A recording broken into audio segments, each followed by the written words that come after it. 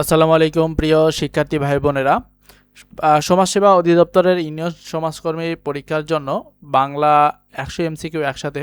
এখান থেকে আপনাদের কমন উপযোগী অনেক প্রশ্ন রয়েছে, আপনারা এগুলো এক নজরে দেখে নেবেন। ভিডিওটি শেষ পর্যন্ত দেখলে অবশ্যই উপকৃত হবেন, এখান থেকে প্রশ্ন কমন কমন পড়বে। এখানে দেখুন প্রথম প্রশ্ন, বাংলা গদ্যের জনক কাকে বলা হয়? বাংলার গদ্যের জনক বলা হয়, আমরা জানি ঈশ্বরচন্দ্র হলো বাংলার গদ্যের জনক। কাজী নজরুল ইসলামের জন্মস্থান কোথায়? কাজী নজরুল ইসলামের জন্মস্থান হলো বর্ধমানে। কোনটি জীবনানন্দ দাশের কাব্যগ্রন্থ নয়? এখানে জীবনানন্দ দাশের কাব্যগ্রন্থ নয়, আমরা জানি ধূসর পাণ্ডুলিপি, ঝরাপালক এবং মহাপৃথিবী, এই তিনটি হচ্ছে জীবনানন্দ দাশের কাব্যগ্রন্থ। আর বেলা শেষের গান, এটি কিন্তু কাব্যগ্রন্থ নয়, অর্থাৎ সঠিক উত্তর ঘ নাম্বার। আর একটা আছে বেলা অবেলা কালবেলা, এটি কিন্তু জীবনানন্দ দাশের কাব্যগ্রন্থ। বাংলা ভাষার ইতিবৃত্ত রচনা করেছেন কে? ইতিবৃত্ত রচনা করেছেন ডক্টর মোহাম্মদ শহীদুল্লাহ।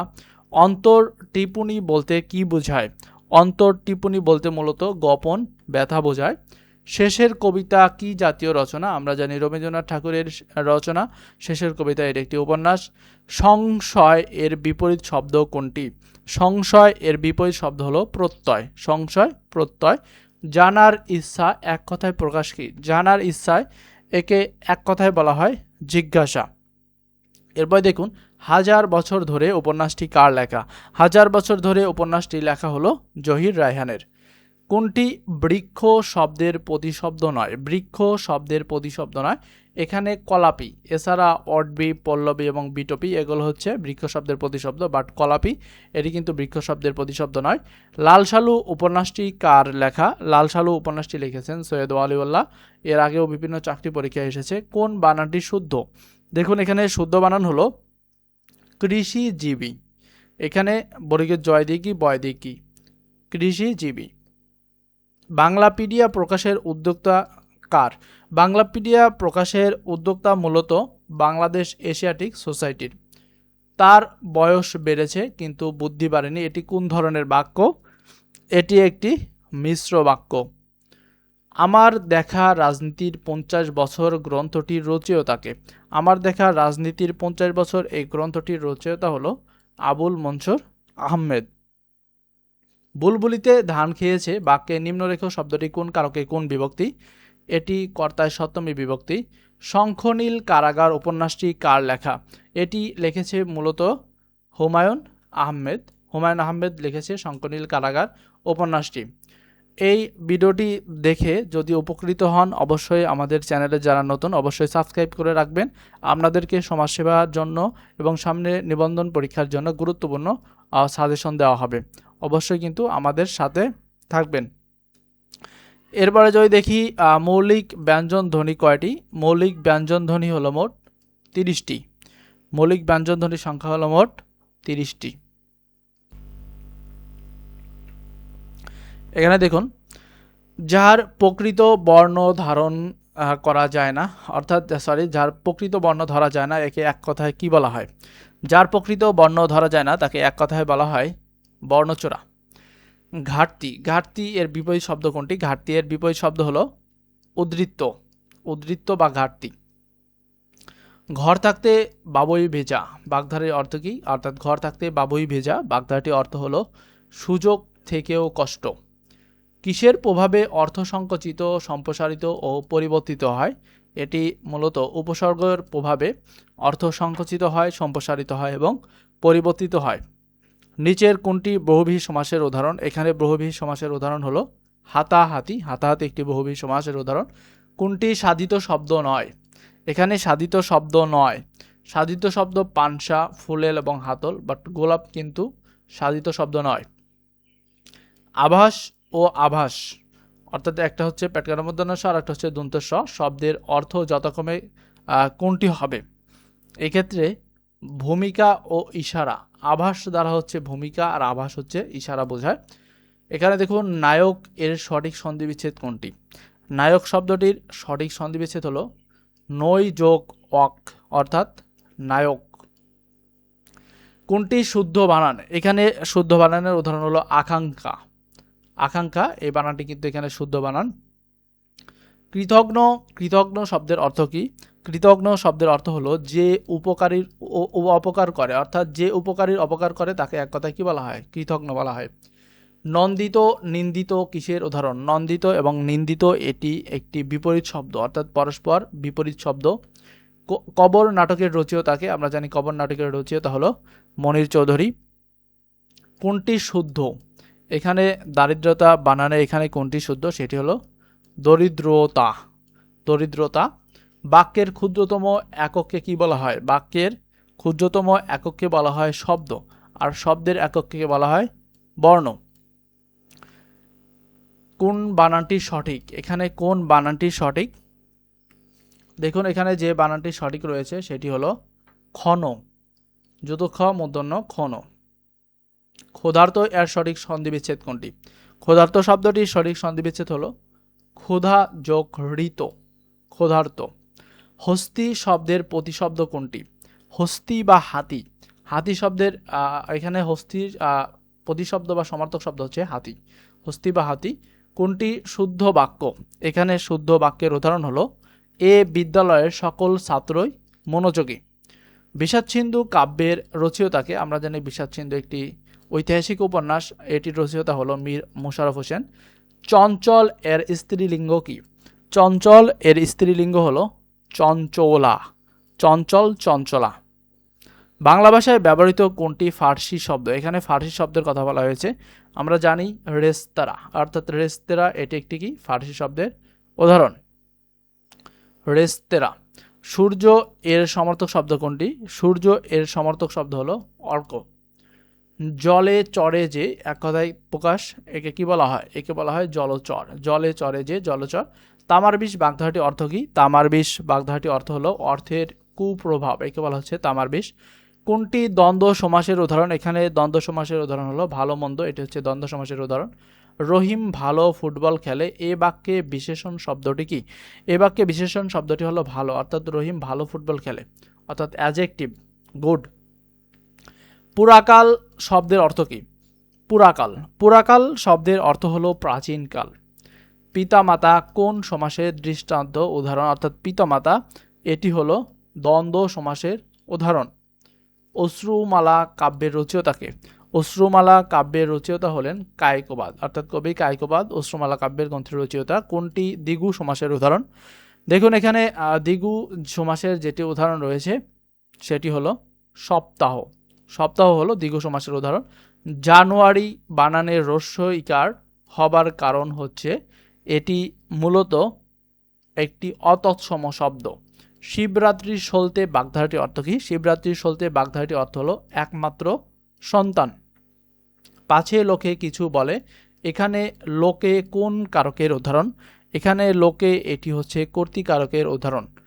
আছো তুমি জগৎ মাঝারে, এখানে মাঝারে শব্দটি কোন অর্থে ব্যবহৃত? এখানে মাঝারে শব্দটি এখানে মূলত মধ্যে অর্থে ব্যবহৃত।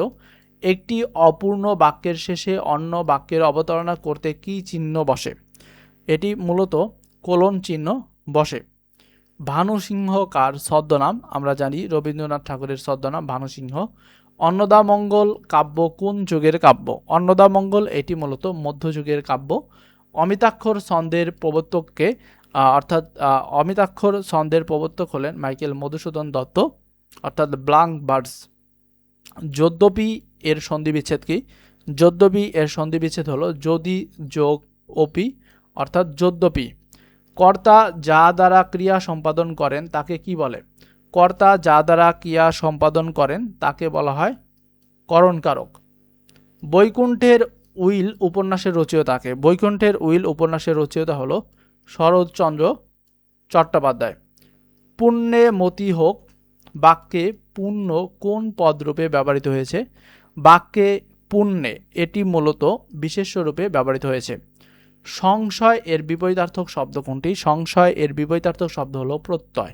সংশয় প্রত্যয়। কোন দুটি মূল স্বরধ্বনি নয়? এখানে মূল স্বরধ্বনি নয় ওই এবং ও, এগুলো হচ্ছে যৌগিক স্বরজ্ঞাপক। অনুরক্ত এর বিপরীত শব্দ কোনটি? আমরা এখন দেখব যে অনুরক্ত এর বিপরীত শব্দ কোনটি। অনুরক্ত এর বিপরীত শব্দ হলো মূলত বিরক্ত। মূলত কি? বিরক্ত। অনুরক্ত বিরক্ত।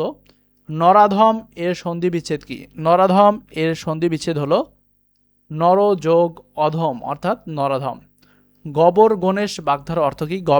গবর গণেশ বাগধারাটির অর্থ হলো মূলত মূর্খ। পাহাড় শব্দের সমার্থক শব্দ কোনটি? এখানে পাহাড় শব্দের সমার্থক শব্দ হলো গিরি।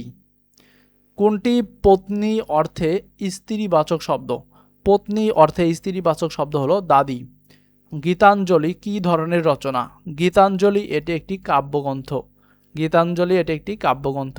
নিচের কোনটি অব্যয়পদের উদাহরণ? এখানে অব্যয়পদের উদাহরণ রয়েছে এবং। এক কথায় প্রকাশ করুন।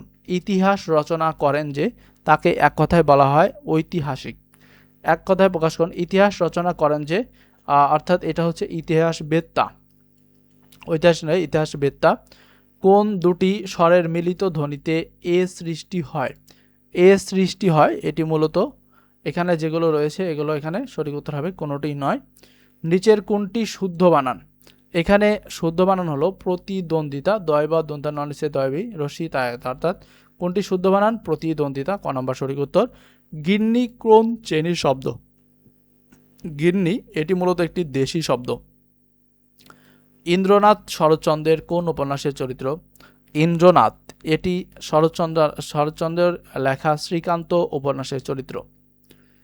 আবোল তাবোল কার লেখা? আবোল তাবোল এটি লিখেছেন সুকুমার রায়। হরণ শব্দের বিপরীত শব্দ কোনটি? হরণ শব্দের বিপরীত শব্দ হলো পূরণ। হরণ শব্দের বিপরীত শব্দ হলো পূরণ। মনীষা শব্দটির সঠিক সন্ধিবিচ্ছেদ কোনটি? মনীষা, মনীষা শব্দটির সঠিক সন্ধিবিচ্ছেদ হলো মনস যোগ ঈশা অর্থাৎ মনীষা। কাজী নজরুল ইসলামের উপন্যাস কোনটি? এখানে কাজী নজরুল ইসলামের উপন্যাস হলো মৃত্যুকথা। নিচের কোনটি শরৎচন্দ্র চট্টোপাধ্যায়ের ছদ্মনাম? শরৎচন্দ্র চট্টোপাধ্যায়ের ছদ্মনাম হলো অনিলা দেবী। কোনটি শামসুর রহমানের কাব্যগ্রন্থ নয়? এখানে শামসুর রহমানের কাব্যগ্রন্থ নয়, সেটি হলো রূপসী বাংলা। পরার্থে কবিতাটির রচয়িতা হলেন কামিনী রায়। অবনী, অবনী শব্দের অর্থ কি? অবনী শব্দের অর্থ হলো রাত্রি। এসো বিজ্ঞানের রাজ্যে প্রবন্ধ গ্রন্থটির লেখককে? এই প্রবন্ধ গ্রন্থটির লেখক হলেন আবদুল্লাহ আল মুতিব। বাংলার মুখ কবিতাটির রচয়িতাকে? বাংলার মুখ এই কবিতাটির রচয়িতা হলেন জীবনানন্দ দাশ। আমরা শব্দের অর্থ কি? আমরা শব্দের অর্থ মূলত স্বর্গ। নিচের কোনগুলো ওলন্দাজ ভাষার শব্দ? এখানে ওলন্দাজ ভাষার শব্দ হলো গির্জা এবং পাদ্রী, অর্থাৎ খ্রিস্টীয় যে ধর্ম বিষয়গুলো রয়েছে সেগুলো হচ্ছে মূলত ওলন্দাজ ভাষার শব্দ। বৃষ্টি, বৃষ্টি এর সঠিক সন্ধি বিচ্ছেদ কোনটি? বৃষ্টি শব্দের সঠিক সন্ধি বিচ্ছেদ হলো বৃষ যোগ তি অর্থাৎ বৃষ্টি।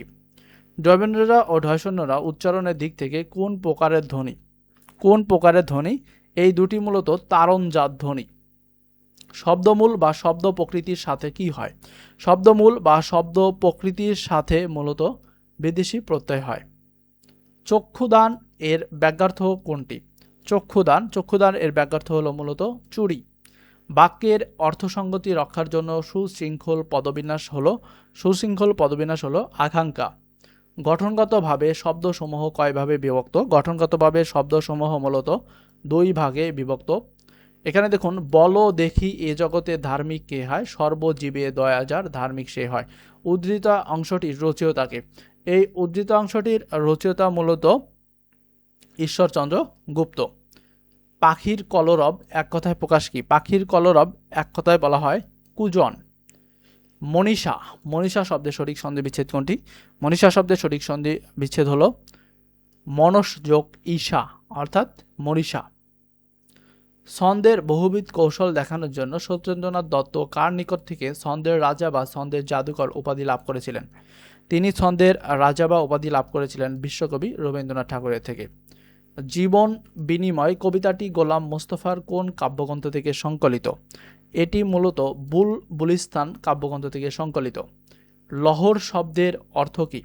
লহর শব্দের অর্থ হলো ঢেউ। মলয় শব্দের অর্থ কি?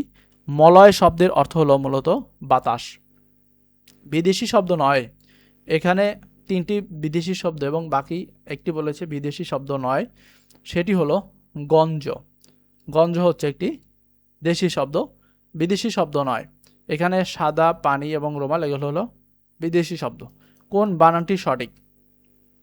এখানে বিদেশি শব্দের মধ্যে এখানে পানি, পানিটি কিন্তু হিন্দি শব্দ। কোন বানানটি সঠিক? এখানে সঠিক বানান হলো সন্ন্যাসিক, অর্থাৎ যে সন্ন্যাসিক, এ বানানটি ক নম্বর সঠিক। ফি বছর এর সঠিক ব্যাসবাক্য কোনটি? ফি বছর এর সঠিক ব্যাসবাক্য হলো বছর বছর, ফি বছর, প্রত্যেক বছর। পর্বত এর বিশেষণ কোনটি? পর্বত এর বিশেষণ হলো পার্বত্য। অর্ধচন্দ্র বাগধারাটি অর্থ কী? আমরা জানি অর্ধচন্দ্র বাগধারাটি অর্থ হলো গলা ধাক্কা। এটি পরস্পর বিসিএসে প্রায় 2 বার এসেছে। এরপরে যদি দেখি, যা দেখা যায় না এক কথায় কী হবে? যা দেখা যায় না তাকে এক কথায় বলা হয় অদৃশ্য। বদমেজাজি শব্দের বদ কোন ধরনের উপসর্গ? বদ এটি একটি ফার্সি উপসর্গ। নিয়ম অনুসারে সন্ধি হয় না কোনটির? নিয়ম অনুসারে সন্ধি হয় না মূলত কুলটার, এটি মূলত নিয়ম অনুসারে সন্ধি হয় না। এই ছিল গুরুত্বপূর্ণ বাংলার যে প্রশ্নগুলো। এর পরবর্তী ইংরেজি প্রশ্নটি দেখতে হলে অবশ্যই আমাদের সাথে থাকবেন। সবাইকে অসংখ্য ধন্যবাদ জানাচ্ছি।